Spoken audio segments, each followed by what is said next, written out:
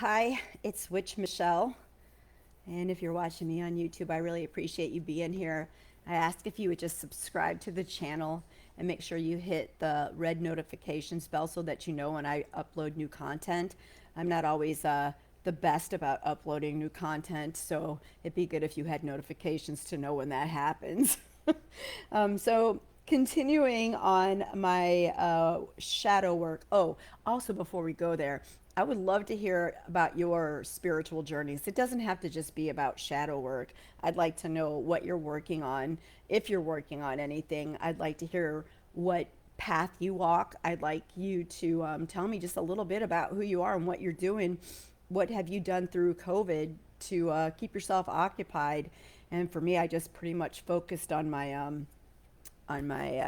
spirituality. So it's been a pretty wild ride. I'm not gonna lie about that.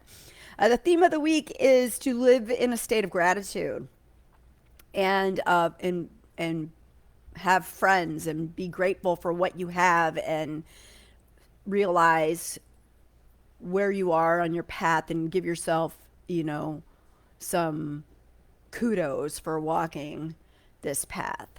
So today I asked, how do I stay in a state of gratitude? How do I live in one? Because the Buddhists say that life is suffering, and so it's going to be a cyclical kind of thing, right?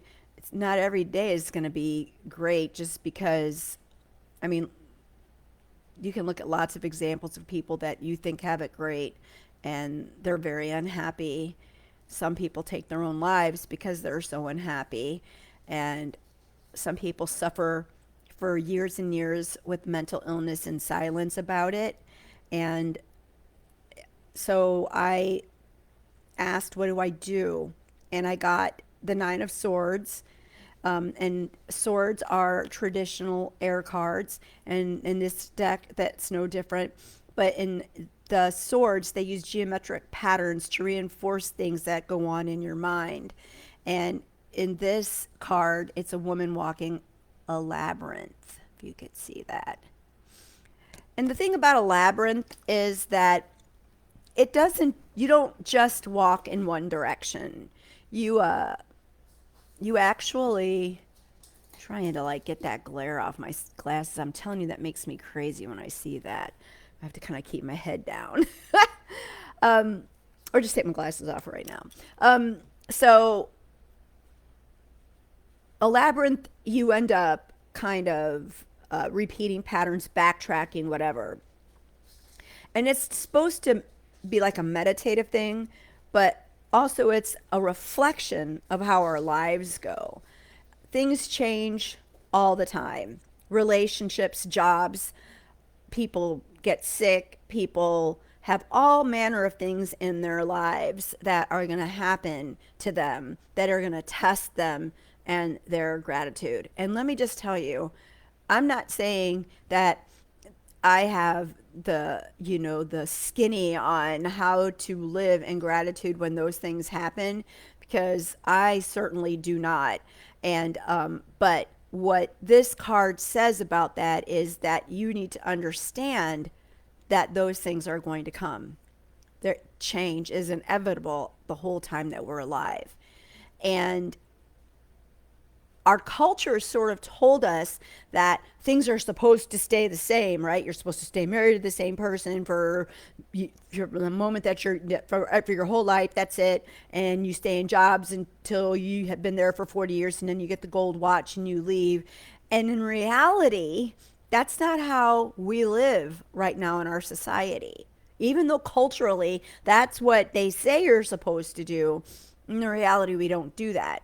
And that's reflective of walking that labyrinth. So you think about those things. A lot of people are sick right now. A lot of people are out of jobs right now. I would imagine a lot of relationships are strained right now, and people are parting ways, or maybe things are changing and older people are moving in with their children, or children that are losing their jobs that have been independent for many years are moving in with their parents. All of this is the cyclical nature of our lives. And when the discord comes and we don't even know where we're going to go next and we don't know who we are, we have to remember we're already somewhere. We're already in a place.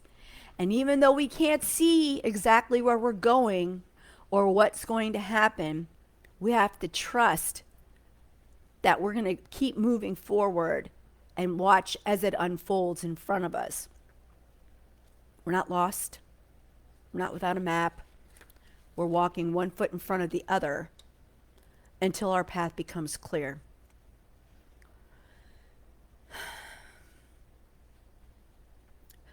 What's really important when all the balls get thrown up in the air and you don't know where they're going to land is to stay present, and meditation is so important in that practice.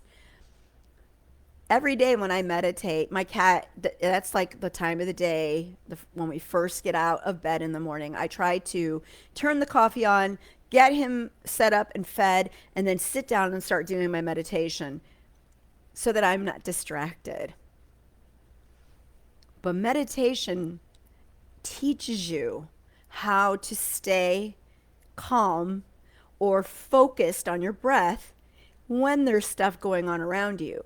So when he comes running across my desk, jumping into my chest, I still stay with my eyes closed, concentrating on my breathing and saying my mantra. And that's what this card is saying. When the shit hits the fan, or your walk changes, or you don't know what direction you're supposed to go in, you don't know who you are. And at the beginning of this shadow work journey, that's exactly what I said to my friend Belora. I don't know who the fuck I am. I don't know who this person is, what I was supposed to be, nothing. I took on the identity that my parents put on me and made that a reality for myself instead of being the badass that I was born to be. I let them tell me who I was. So just know you can't control every little thing. I can't control the cat when I'm trying to do my meditation.